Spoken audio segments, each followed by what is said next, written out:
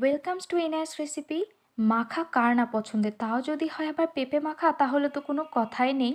আমি আজ পেঁপে মাখা করে দেখাবো অনেক সহজ উপায়ে, কিন্তু এটি খেতে দারুণ হবে। তার জন্য আমি প্রথমে কিছুটা পেঁপে নিয়ে আমি সেটিকে স্লাইস করে কেটে নিয়েছি। পাতলা পাতলা করে স্লাইস করে নিতে হবে, যেন এটি মথার পরে একটু হলেও নরম হয়ে যায়। তার জন্য আমি প্রথমে এটিকে স্লাইস করে করে চারকোনা কিউব কিউব করে কেটে নিব। কেটে নেবার পরে এর মধ্যে আমি কিছুটা কাকনা দিয়ে দিব, মানে এটি কলা গাছের পাতার মাঝের একটি অংশ, যেটি মাখা করলে অনেক মজা হয় খেতে। এইবারে আমি পেঁপেগুলোকে বাটিতে নিয়ে নিয়েছি। নিয়ে নেবার পরে আমি কিছুটা পরিমাণের মশলা আগে থেকে নিয়ে রেখেছি, যা আমি এটি ভেতরে দিয়ে আমি এগুলোকে মাখা করে নিব।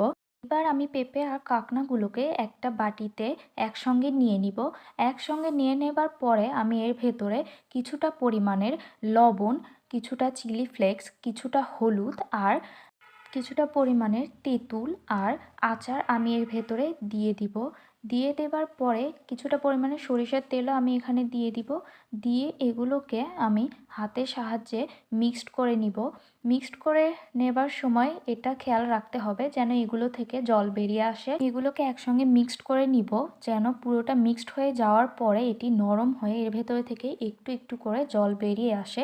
যখন এর ভেতরে থেকে আস্তে আস্তে মাখার পরে জল বের হয়ে আসবে এরকম টাইপের হয়ে, তারপরে আমি এর ভেতরে কিছুটা পরিমাণে গুড় অ্যাড করে দিব মিষ্টি হবার জন্য। এই গুড় অ্যাড করার কারণে কিন্তু এর স্বাদ আরও অনেক বেড়ে যাবে। এটি গুড় দিয়ে মিক্সড করার পরে দেখেন কতটা টেস্টি হয়েছে। এবার আমি এটি টেস্ট করার জন্য আমি আমার বাচ্চাদেরকে দিব, দিয়ে দেখব তারা কি বলে। তাদের কাছে এই মাখাটা তো অনেক পছন্দ হয়েছে। এই মাখাটা করে দেবার পরে এরা এক নিমিষে এগুলোকে শেষ করে দেয়। আপনারাও এটি কিন্তু বাসায় ট্রাই করতে ভুলবেন না।